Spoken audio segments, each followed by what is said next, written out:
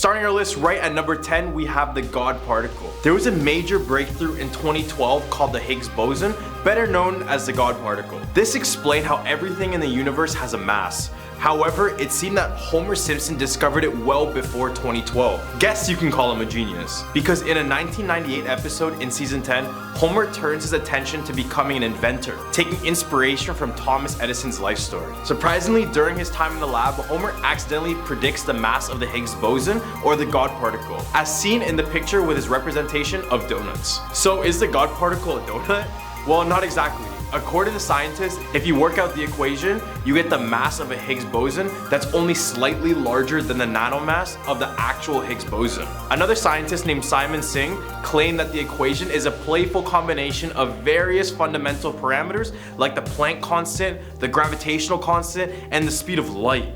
So I'll be the first to say it, Homer is not the scientist we want, for specific reasons, but he's in fact the scientist that we need. Coming at number 9, we have the 2013 horse meat scandal. Season 5, episode 19, in the episode Sweet Seymour Skinner's song that aired all the way back in 1994. Seymour gets fired due to pranks caused by Bart Simpson, with Flanders of all people replacing the principal. In a quick visual, we see lunch lady Doris rummaging for horse parts in a barrel to add to the school lunch. Attention, horse meat is back on the menu, boys. It's no surprise since we've seen Doris do much worse things like date Hans Molman or getting it on with groundskeeper Willie. Fast forward 19 years and the Safety Authority of Ireland discovered horse DNA in over 1/3 of beef burger samples from many supermarkets and ready meals all around the world. This would be known as a 2013 horse meat scandal.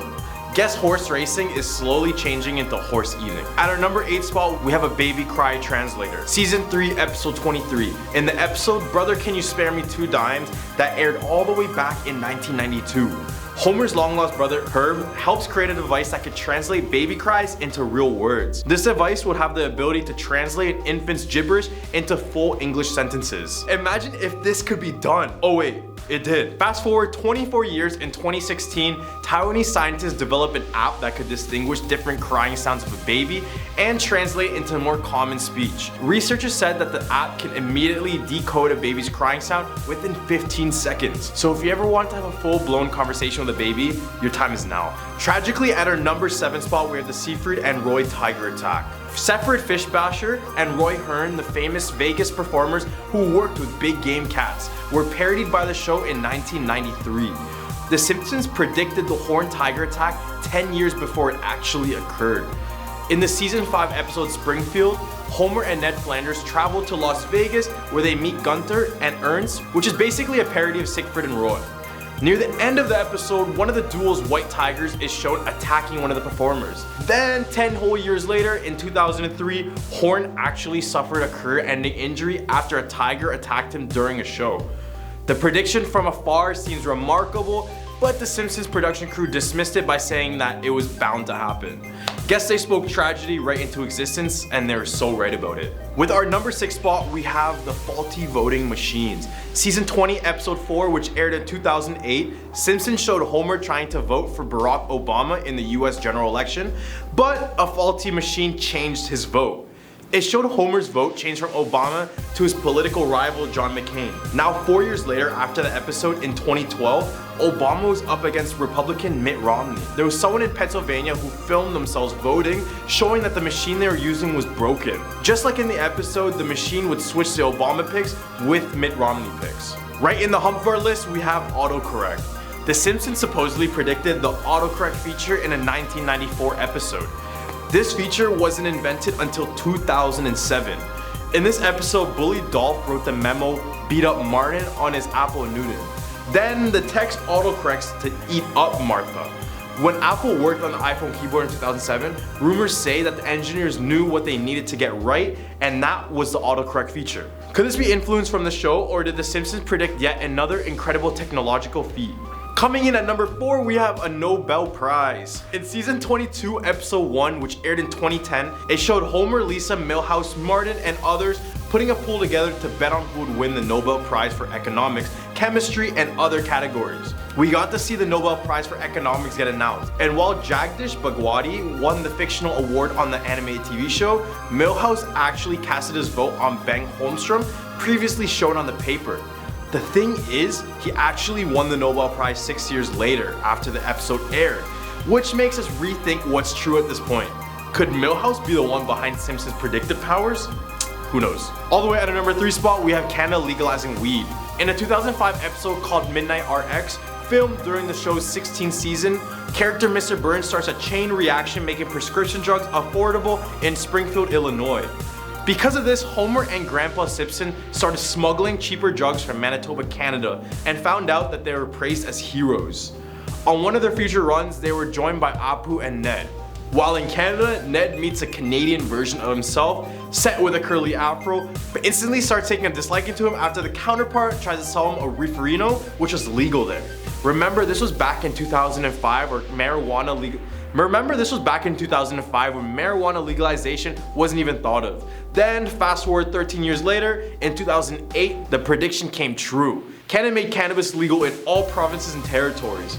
Time to add one more correct prediction in our list. All the way at our number 2 spot, we have FaceTime. Season 6, episode 19, which aired all the way back in 1995, Simpsons seem to have predicted commercial video calling. Remember, this is 1995. These were pre-internet days, and in this episode they show Lisa time travel to a time when she's having a face-to-face online chat with her mom Marge, which was virtually impossible at the time. Oddly enough, 15 years later, Apple re-announced their new and revolutionary FaceTime. But I don't really know what's so special about lagging out every single 2 minutes. But what about Skype? Well, first of all, Skype is almost dead, but Skype was released in 2003, which was still well before the making of this episode. Even though technology was leading to the discovery eventually, Simpsons always seemed to be ahead of the game. All the way at our number 1 spot, we have Donald Trump. 16 years before Donald Trump's win in the US elections, The Simpsons predicted the billionaire businessman would become the president. In season 11, in an episode called Bart to the Future, the show predicted a Trump presidency back in 2000. In the episode, Lisa is pictured sitting in the Oval Office surrounded by advisors, where Lisa said that, quote, "We're inherited quite a budget crunch from President Trump." The show also mocked Trump in an episode last year after he announced he was running for president. The show even featured a scene where Trump was seen waving from an escalator, almost exactly mirroring a video of him taken in 2015. Starting our list right, we have Bart is destined to enter hell. We all know that Bart is a troublesome and disobedient character. Most of the Simpson episodes show Bart acting with no filter, usually causing mayhem all around Springfield. In one episode, he's seen acting friendly towards the devil.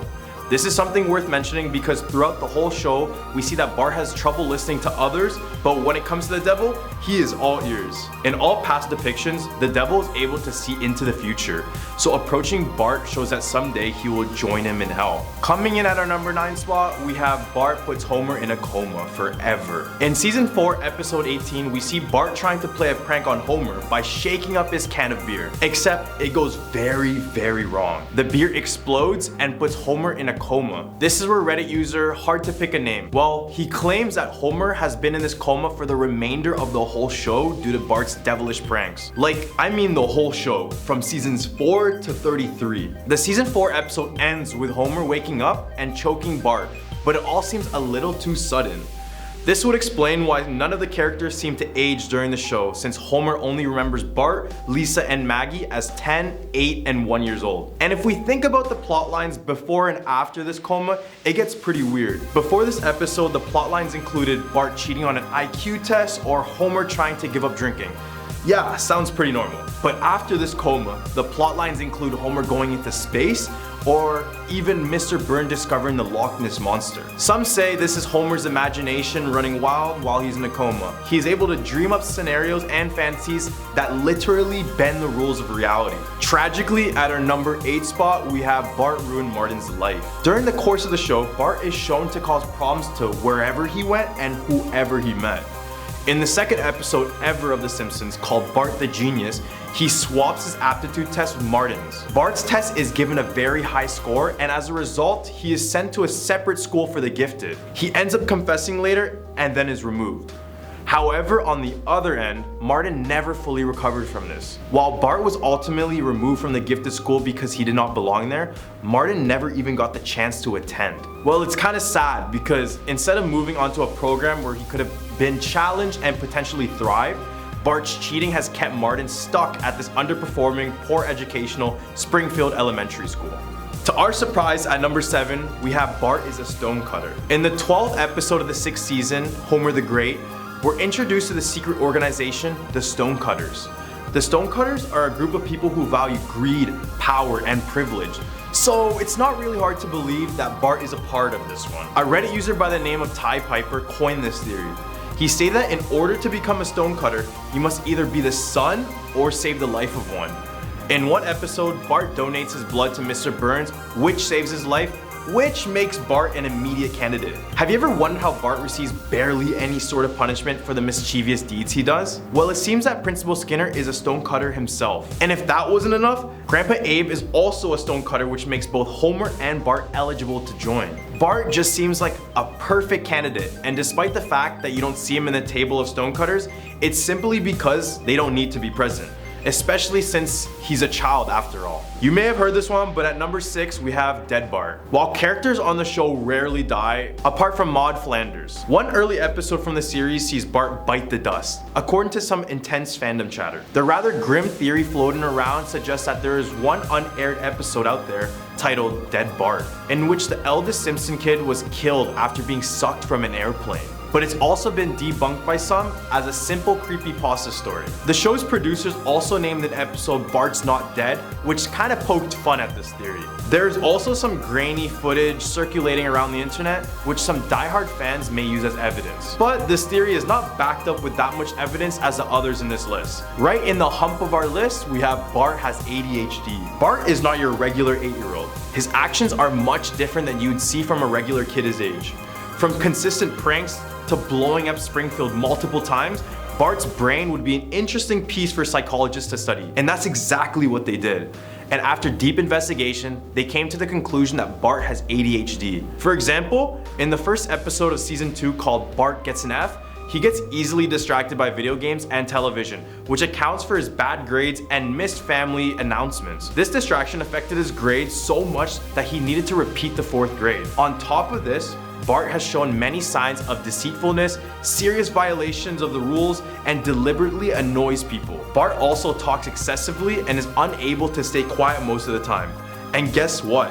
These are all signs that Bart has ADHD. Well, I'm not trying to say that bad grades equals ADHD, but a combination of his actions and his motives show clear symptoms of the disorder. You wouldn't believe what we have at number 4, and we have that Bart is actually a genius? According to Reddit user Kirby Clock, everyone in the Simpsons family is a genius, including Bart. In season 9, episode 17, we learn about the infamous Simpson gene, which claims that Simpsons males get increasingly dumber as they age, while the women don't get affected at all. This would explain why Bart and Homer are troublemakers with little to no logic behind their actions. Then in season 12, episode 9, we learn that Homer would actually be an intelligent man if he didn't have a crayon lodged up his nose and near his brain. With the crayon removed, Homer's IQ goes up a total of 50 points. Despite his newly profound intelligence, Homer decides to put the crayon back in hopes to avoid debates and arguments with his friends and the community. Bart ties into this because he makes a similar decision.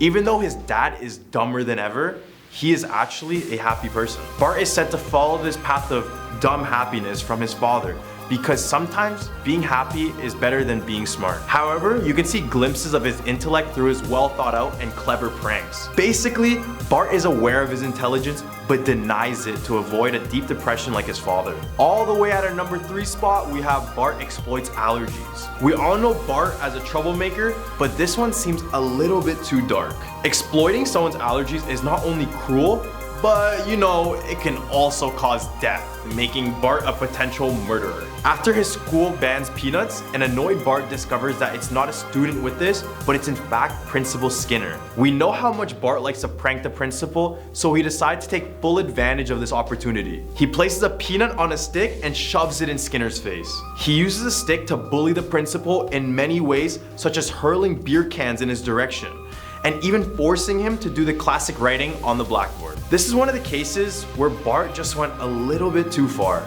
At our number 2 spot, we have Bart create the Hypnotoad. Let's switch shows for a second.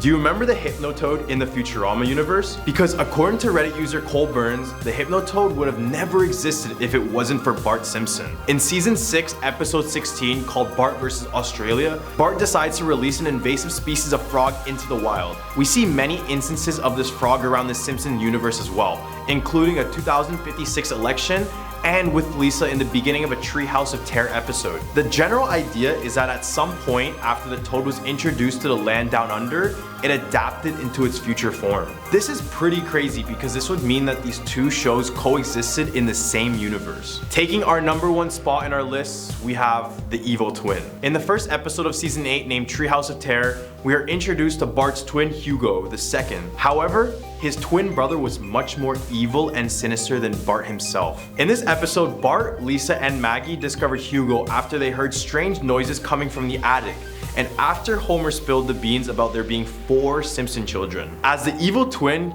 Hugo has been living in the attic of the Simpson home, and once a week was given a bucket of fish heads to eat because, well, he was supposedly evil, right? Hugo also did experimental surgery to prepare for his eventual reattachment to Bart and create a pigeon rat in the process. The family later learned, however, that Bart was actually the evil twin, as Hugo's scar from when he and Bart separated was on the wrong side. Bart then took Hugo's place in the attic and was fed fish heads, while Hugo was moved downstairs to live with the family. So did anything on our list stick out, or was there anything that we missed for you Simpson fans? Starting off this list at number 10, we have Camilla Harris becoming president. So in season 11, episode 17, Lisa wore a purple suit with pearls as she was announced as being the president in an episode that was based on the future. On December 3rd, 2019, Camilla Harris officially ended her campaign to become the Democratic nominee for president, after stating she did not have enough funding to continue. She did not immediately endorse another Democratic candidate, but pledged to continue fighting to defeat Donald Trump, so she became vice president instead. Camilla Harris wore a purple suit during the Inauguration Day ceremony. Coincidence? Now at number 9 is the Big Ben going digital. In season 6, episode 19, also glancing into the future, Lisa falls in love with an English man. The two took a trip to England to meet his parents, and the episode showed the Big Ben clock tower having a digital display.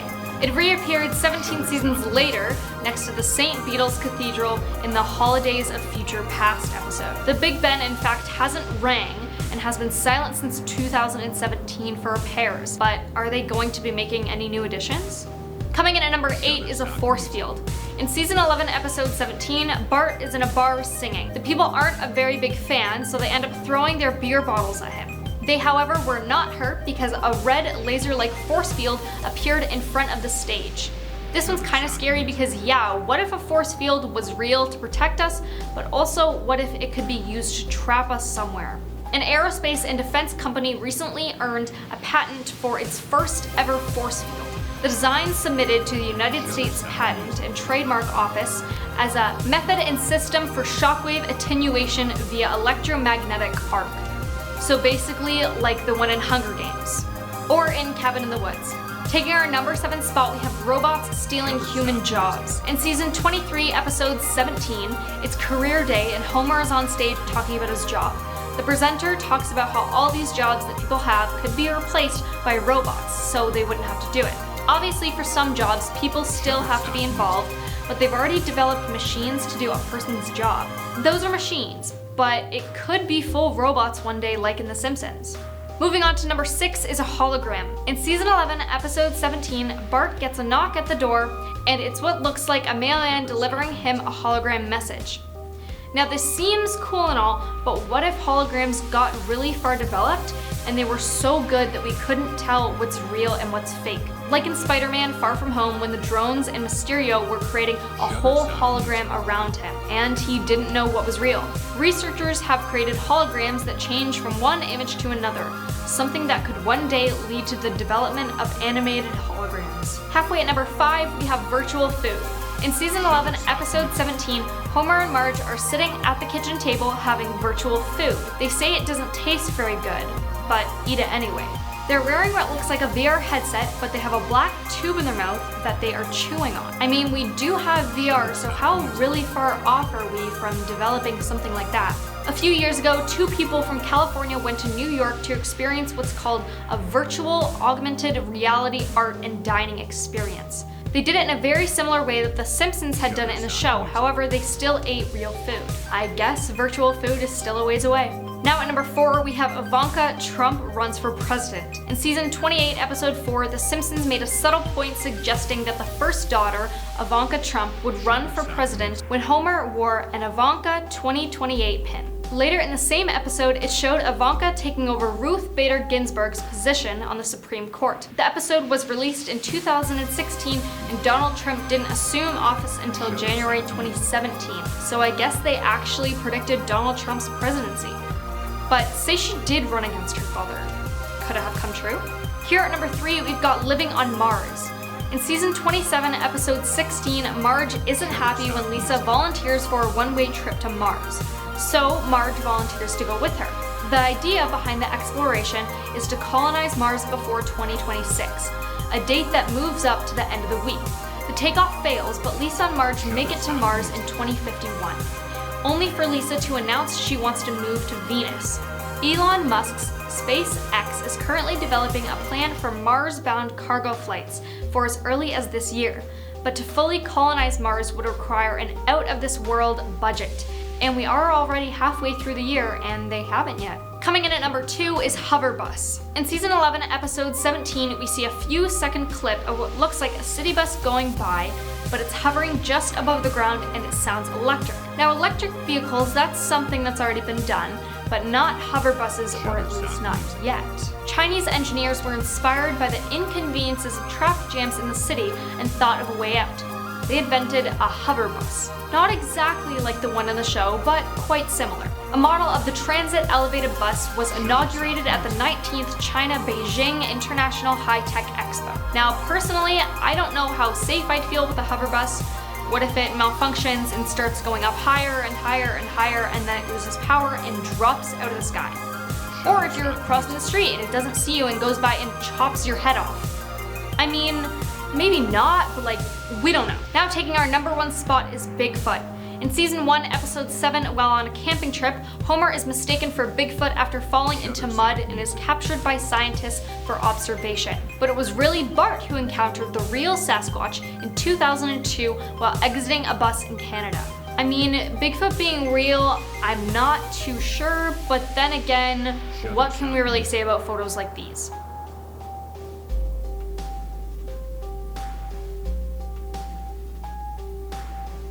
Guess we'll never know. Starting our list right at number 10, we have It's All in Peter's Head. For more than 2 decades, the characters of Seth MacFarlane's Family Guy has put themselves through increasingly absurd situations.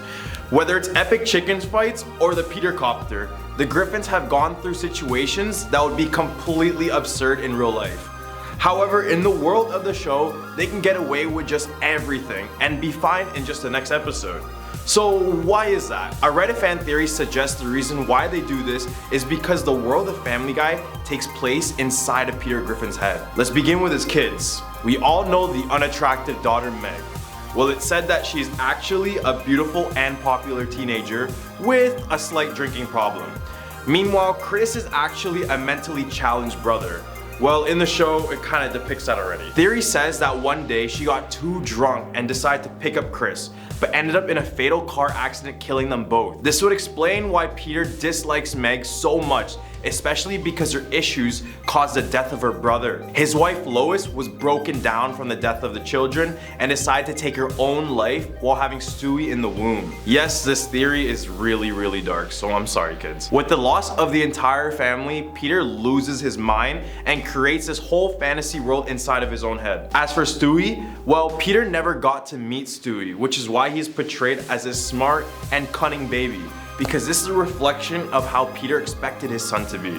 Coming at number 9, we have an allusion to the Twin Towers. First of all, rest in peace to all of those affected. But did you know that Family Guy creator Seth MacFarlane was due to catch a flight that was destined to hit the Twin Towers, and his reason being was that he was hung over and overslept. Because I didn't know this, and I swear a lot of celebrities claim they just missed this tragedy, but this one is a little bit deeper than that. It was such an important event that fans thought it was the direct inspiration for the film's plot of Stewie having a near-death experience. Do you remember the scene where Stewie would get crushed by a falling lifeguard seat? Well, the scene is peppered with snippets of dialogue that may or may not reference the falling towers, such as Stewie saying, quote, "Well then, it seems like there's only one thing to do.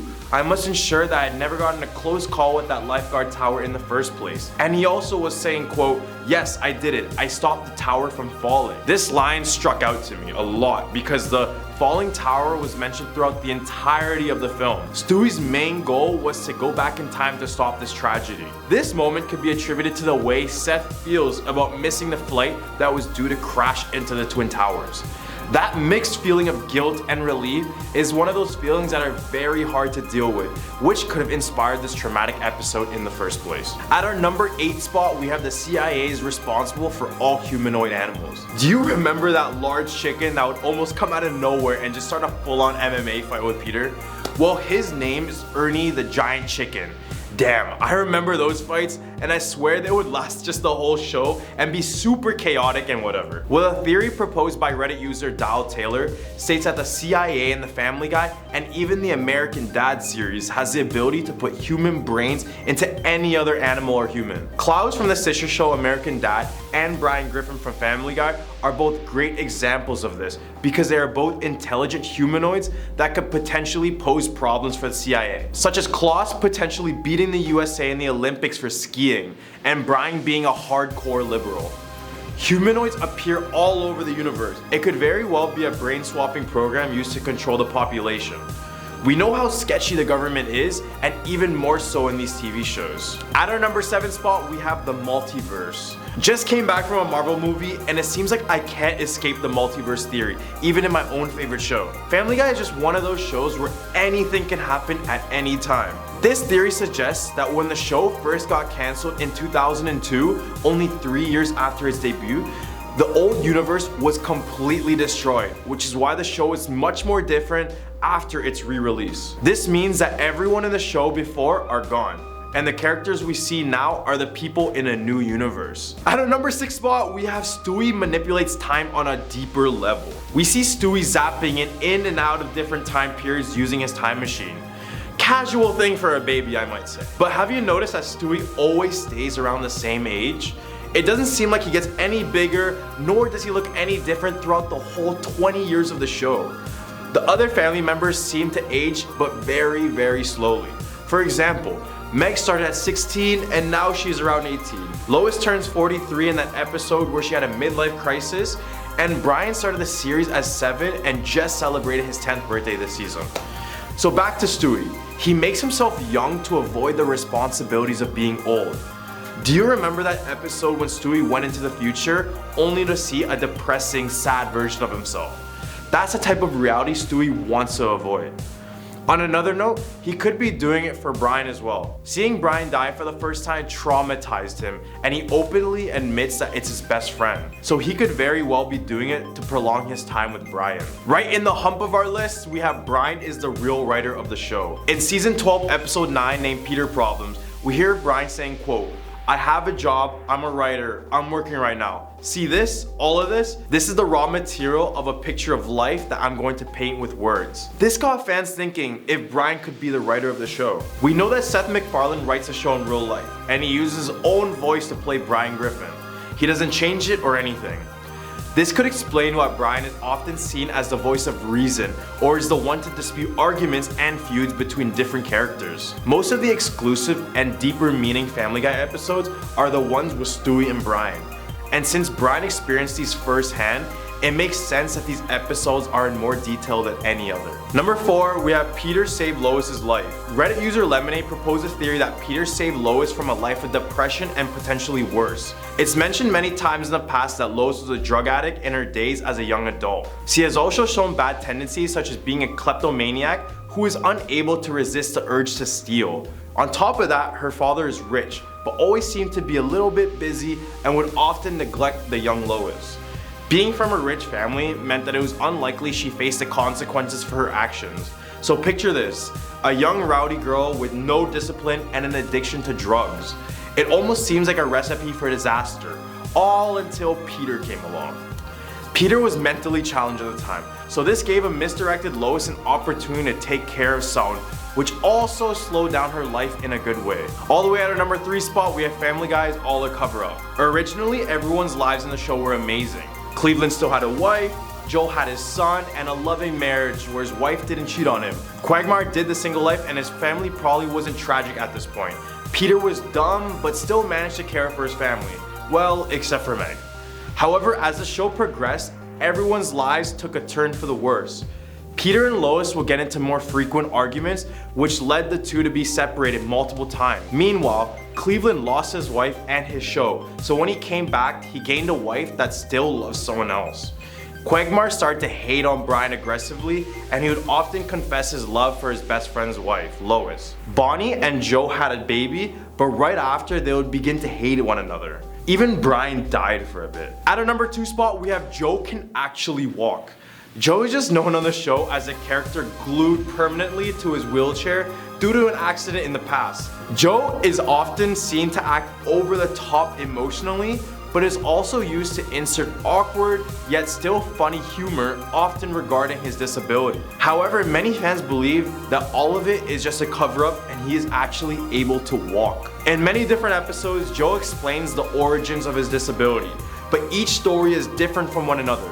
In one backstory, Joe mentions that he got disabled due to fighting with the Grinch on a rooftop. In another backstory, he says that criminal Bobby Briggs is the one who shot him in the legs. Every story is different, and it just seems that he can't even get his story straight, which could potentially mean he's lying.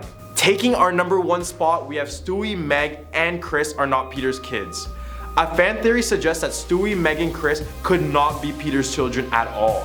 Well, first of all, do we really think any one of them looks like Peter or Loiss? In season 15, episode 20 named A House Full of Peters, it shows Peter donating his sperm to a sperm bank. The kids that shared the same sperm all pretty much look the same as Peter. So how could Stewie, Meg, and Chris not look like Peter at all? The theory states that back in the day, Loiss had many affairs, and we could see that that isn't impossible, especially with her fishy past of adult filming and substance abuse. At our number 10 spot, we have All in a TV Show. Many times on the show, we see Rick break the 4th wall. Not a real physical wall, I mean the wall that separates the character from us, the viewers. So it's assumed that he knows that he's on a TV show. And this is no surprise because the show shows us many times that anything is possible, given that there are an infinite number of parallel worlds. This would mean that somewhere down the line you would find a universe that has you in your own personal TV show. And in the episode Interdimensional Cable 2, Tempting Fate, a little exchange between Rick and Morty happens with Morty asking, quote, "Hey, what are you doing?" And with Rick replying, quote, "A sequel." And if you think about these interdimensional cable episodes, it's basically about Rick watching the lives of other people, making their lives his TV show. So this would just tie into this theory and give more reason for Rick to know he's actually on a TV show. And if we apply this to myself, for example, this would be a TV show of us making a TV show of someone else watching a TV show of someone else watching us. At number 9, we have We Are a Video Game Character. In the episode Morty Night Run, we are introduced to a video game named Roy, A Life Well Lived. When they arrived at the Blitz and Chips arcade, Morty decides to hop onto this game after realizing it's a virtual reality life simulator. When he enters the game, he plays as Roy Parsons, and the goal of the game was to guide Roy throughout his lifespan from birth to death. When Roy passes away, the game ends and Morty is brought back into the real life. So basically, he's lived out an entire lifespan of someone else. So this brings up the question, what if we were all in a video game? And more terrifying, what if we were all being played by someone else without us ever knowing? What the hell? Where am I? 55 years. This would also encourage simulation theory, but the fact that someone could be playing you in a video game throughout your life is something to think about even more. At number 8 spot, we have Infinite Universe. In season 1, episode 6, named Rick Potion number 9, Rick and Morty practically destroy the Earth with a Cronenberg virus. This virus was initially thought to turn the Mantis people back into regular humans, but instead it turned all the people in the world into twisted blobs of flesh, similar to things you may see in a Cronenberg film. After the majority of the world was affected by the virus, the two left the reality for another almost equal, where their other selves just happened to pass away just before they arrived. This led to the theory, what if people around you are from other universes who replace their own selves? Even though the multiverse is completely hypothetical, it doesn't seem far-fetched. If you knew that your next door neighbor was from another universe, what would you say to them? How would you react? Would you be scared? At number 7 spot, we have Rick and Morty's dynamic is a representation of mental illness. Rick and Morty are two very different characters, one being extremely smart and the other one being kinda stupid. Many believe that along with this balance, both internally in them, each and combined, they represent dark illnesses such as severe bipolar disease, alcoholism, insanity, and many, many more. Rick is extremely intelligent and very good at manipulating people, which could be seen as a coping mechanism for someone with bipolar disorder. He is always dealing with unusual circumstances and also has a very hyper optimistic outlook on life, something that is very characteristic of someone dealing with depression. In addition to this, Rick is frequently manipulative and controlling of his loved ones. This behavior reflects the way in which people with bipolar disorder often behave towards those closest to him. On the other end, we have Morty, who is nowhere near as clever but is as affectionate and wants nothing more than just to please him. This can be seen as a coping mechanism for those who have schizophrenia. Morty does a lot to seek approval from Rick, which is all common to the illness. The show wanted the characters to be relatable in a sense, which also includes real human mental illnesses. At number 6 spot, we have Rick wasn't an idol, he was a warning. Certain fans think they need to be smart and have a high IQ to understand Rick and his jokes, yet people believe he is a warning of how terribly ignorant and cocky young people can become. Rick was always willing to put his fans in their place, whether it be through clever jokes or his brutal honesty. He was always aware of the way we can easily be taken advantage of, and he wanted to make sure that we all knew. He wanted to stop giving our power to something so easily destroyed, and he wanted us to use our power for good. And Rick did use his power for good sometimes. Just like when he and Morty threw a huge party on the episode Rick's Business. He froze time to give him and Morty time enough to clean up the house before Beth and Jerry got back. He also saved the world many times. Eventually though, everything caught up to him. But that's kind of why personally I love his character so much, and why other people love him so much, which is because he is a reminder that no one is invincible and that we all have to face our fears eventually. Right in the hump of our list, we have Uncle Steve. In the season 2 episode Total Recall, we are introduced to Steve Smith. From the looks of the episode, it seems like he is well liked by the family and he is showing the utmost respect for Jerry, which kind of seems over the top at times. Scene goes that they're sitting at the dinner table when Steve announces he paid for a family vacation for all of them. Then Rick insults Steve and soon after pulls out his blaster and goes for the head. As the bullet goes through his head, it reveals a purplish pink goo and his body shapeshifts into an extraterrestrial.